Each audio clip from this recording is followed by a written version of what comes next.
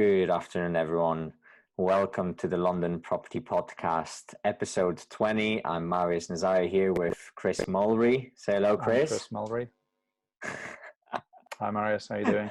Slight lag there. The delay, Chris is like presenting himself. I've already introduced you, mate. It's all good. Just a lag. So I do apologize. We've had a bit of, difficulty with the technical stuff, but we're back online. And obviously, we're going to talk about the news that we've had in the last week or so. And the biggest one, of course, is that Wednesday, the government has essentially unfroze the housing market, and therefore estate agents and conveyancers, surveyors, etc., are allowed to return to work as long as obviously the safety measures that are in place in terms of social distancing, etc., wearing PPE are respected. They have issued a very detailed document with a lot of guidelines in regards to sales and lettings and what way agents need to kind of conduct viewings.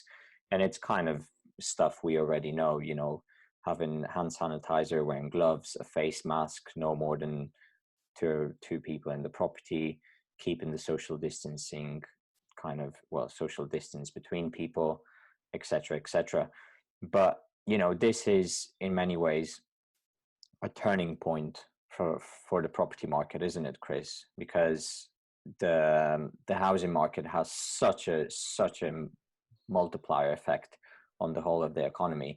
If you think of all the related industries that buying, selling, renting a property kind of interact with, you're looking at handymen, plumbers, conveyancers, surveyors, banks, lenders, etc. It's going to have such an important contribution to trying to restart the economy and recover the economy quickly. So this is obviously really, really positive news. And we were talking about last week's vlog, we were talking about how the housing minister were drafting plans for us to actually return to work. Here we are a week later, and it's a really massive turning point. One key statistic that I want to bring in this is in the morning of Wednesday, so basically a couple of hours after it was announced, because the news kind of broke Tuesday evening quite late, and the document was on the government website. In terms of activity online, in terms of interaction with property listings, it went up by 136% compared to the average of the last previous 4 weeks. So in a way, that number just shows that a lot of people, obviously, once they heard the news that the housing market, the property market is back, estate agents are allowed to go back into the office. There's been a lot of that pent-up demand that we keep talking about, which has manifested. And again, we have seen the number of inquiries gone up in the last 2-3 weeks for sure, and definitely in the last week. We've got viewings booked. We've got people who want to view. We've had a few market appraisal requests. So we're definitely seeing this kind of surge in activity. And I think it's excellent news, Chris, isn't it? I mean, we're so excited. And of course, what's important is to maintain the safety guidelines and the social distancing measures. And we're going to do so safely to ensure that everyone's health and safety is at the forefront of everything we do. But it's definitely positive news and a turning point for the market, isn't it, Chris? What are your thoughts on this? I know you're excited, just as I am. Yeah, no, definitely. We've definitely seen the pickup more recently than over the past couple of weeks, over the past few days. Now everyone kind of has got the news that we are open for business. The inquiries are coming through thick and fast, which is great. It's really interesting to see what we're seeing coming through on all these leads and inquiries. comparison. Sorry, Chris. I think you're just, sorry to interrupt you. I think this technical glitch is getting in the way again. It was very, very laggy. I don't know what's going on. So I didn't quite get a lot of that, unfortunately. Like pre-lockdown. Yeah, I can hear, but your video is kind of frozen. Okay, it restarted, and I think you're going to be back on. Oh, you're not back on. Hello? I can hear you, but I cannot see you. Can you hear me? I don't know what to do then. You're back on. You're back on. Oh my God, that was priceless. To be honest, mate, my Zoom just closed down completely. Like you've gone out of this earphone, this one's going doo-doo-doo. I can't see you, you've frozen. I was like, can you hear me? Okay, you're back on. So, Chris, we've regained connection with Chris now. Thanks for coming back, Chris. I think you might have went for a quick coffee or something. But anyway, it's proving quite difficult. The internet connection is not the best right now, but we're back. So you were saying, Chris, before the connection kind of went funny. So yeah, London property buyers could be set to splurge. There was figures here, 52 billion once the lockdown is lifted due to huge pent-up demand as coronavirus has brought the market to a standstill. So it's expected from research done by, I think it's one of the large agencies, 20% increase in inquiries and buyers are going to be in the market compared to over the same time last year. And we're seeing that on the ground now in terms of the amount of things that are coming through. The only question is, how motivated and serious are these people? I'm sure they're motivated and serious to close, but more importantly, is there going to be a big gap to bridge in terms of their expectations and what the client's expectations are? I know I was speaking to somebody else today who's been in the business a long time. They've seen, they're working as a buying agent, but they've seen a huge increase in activity as well. And they say going forwards is setting expectations of buyers and sellers. It's going to be busy. We're going to feel busy. But the thing is, when it comes down to negotiating the deals, you know, that's going to be the most difficult and tricky part. So we're not really quite there yet because we haven't ourselves kind of been out there and doing a lot, but we've only just got the official guidance through from our company with all, you know, our internal guidance on what we need to have in place for viewing. So it's all gearing up. So it's good news. Regarding registrations, I mean, I think we've said this in previous weeks. Registrations of buyers, they dipped to well kind of below pre-COVID levels, and now they're kind of back up on top of where it was at before. So there is the hope that the continuation of the Boris bounce is going to, you know, we're going to move on, helped by the pent-up demand that's going to be coming through.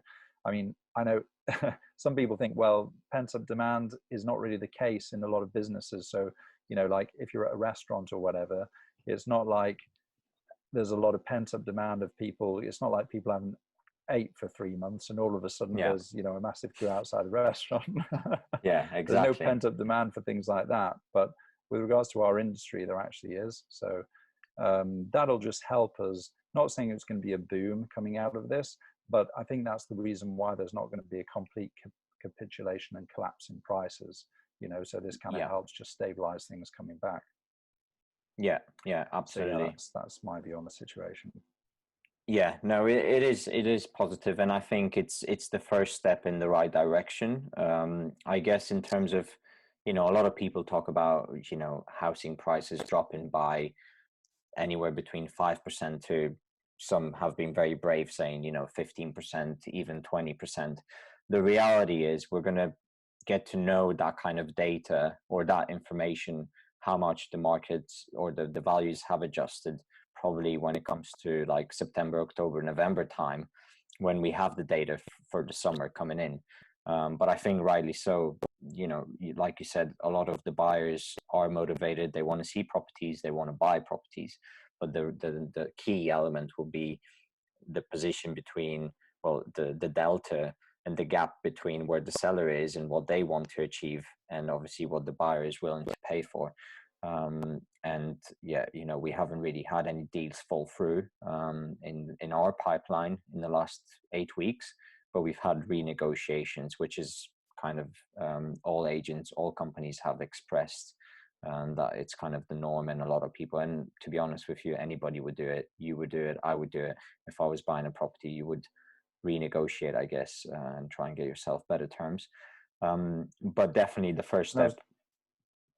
Yeah, go ahead. I was just saying today, the renegotiations on some of these deals, they've lasted and taken, I said to you today, as long as I can remember to renegotiate a deal. So it's like literally been what, for one of them that we have going on, about 1.5 months to get to where we are now. And it's only as of today that we pretty much re-agreed it. And it's been a very, very long, painful, drawn out renegotiation. But the situation is the buyer knows that nobody else is going to see the property.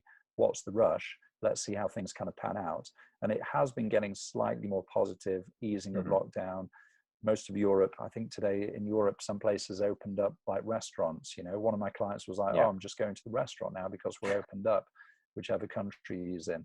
So you can kind of feel the sentiment across the board is picking up. I think some buyers sense that, and the buyers who have been unable to renegotiate the hefty discounts that they want, they've kind of getting what they can take. And like you say, we haven't, luckily, fingers crossed, had anything fall through out of the pipeline. But across the whole board, in terms of all the agencies, the research suggests that 1 out of 5 sales have fallen through. But pretty much renegotiated. And I mean, in terms of the percentage of renegotiation and discount that buyers are getting, again, across the board, it hasn't been something like crazy, like some people expect 10, 15, 20%. By all means, it has been, somewhere between 3 to 5%, I guess. Something that can be achievable. Obviously, the deal that you're referring to, which took a month and a half to kind of re-agree, that's a very complex kind of transaction with a lot of moving parts, hence why it took that long. And then some of them have been a lot more straightforward. The discount that people are negotiating to or renegotiating to isn't like 20%. Some people claim to be. The range that we've had is something like around about 2%, all the way up to 7%, I think is the most. Yeah. So that again, it's kind of what everyone's reported. I've been watching, the market and what other agencies have come out with in terms of their kind of position in the pipelines and what's been renegotiated. So it's definitely positive. We're not out of the woods, I would say, yet. And it's obviously the implications of the crisis, the COVID crisis for everybody has been significant. And it will take a while for things to come back to normality. But definitely a good step for us. Tomorrow we've got quite a busy diary, which is so exciting. We've got viewings booked in, etc., which again just shows that there is that activity, and there are buyers who want to buy property, sell property as well. So definitely positive news, something that we've talked about, and we're happy to be here. And I guess we'll continue to do what we need to do. But I guess that concludes this week, right? We've talked about the pent-up demand, how many transactions have been put on hold, and the value of that kind of pent-up demand. Now let's see how the next couple of weeks. Next week, I'm sure we'll have some interesting things to talk about as more data comes in across the agencies and from on the ground from ourselves. I think it'll be exciting next week. So it'll be the first week kind of post-lockdown that we as a team are going back into work to actually physically do viewings, meet people face to face, see where they're sat, see where the expectations are, and we can really start to kind of get to grasp with, how this whole situation has been perceived by both buyers and sellers. Up until now, over the lockdown period, we've really only been dealing with, yes, inquiries and video viewings and things like that, but not a huge amount of people are buying through video viewings. So it's more been just managing pipeline and clients and things. Yeah. Now it's going to be sourcing and looking for new business, which will probably be interesting to talk about on the next podcast, I guess. Yeah, we'll definitely have more data on that. But yeah, definitely the very positive news this week for the property industry and for the whole economy. And I think they were very strategic with trying to get the housing market back on track or unfreeze it as soon as possible, because the multiplier effect on the economy, on the whole economy, is truly important for the UK. But yeah, that kind of concludes vlog 20. Again, a very short and sweet version. We're just going to keep it short and sweet, give you guys the update from the ground in terms of the London property market. Definitely, if you enjoy the content, please engage with us, leave a comment on YouTube. And by all means, if you do like and you find value in what we're doing here, subscribe on YouTube, follow us on Apple Podcast, on Spotify, on all social media channels, because your support is really important. And the reality is we want to make this a community of people, and we want to provide value to people. So by you guys interacting with us, then we're going to be able to build this community, so we can all really help each other out and just offer really good insights as to the London property market. So that's it for this week, I guess. See you guys next week, and thank you again for your attention and your contributions. Chris, I hope you're gonna pay your internet bill for next week. I'm gonna need to upgrade the connection. Yeah, I think you need to call them. Get out and get out of the part of the property where the children are. Yeah. So I'm right at the very back. Well, out in the back room. Yeah, I know, but no, it's fine. It's worked fine for the second part. So yeah, see you guys next week. Thanks again, Chris. I'll see you later, and thanks for tuning in. Yeah. Stay tuned. See you guys. Bye. Bye.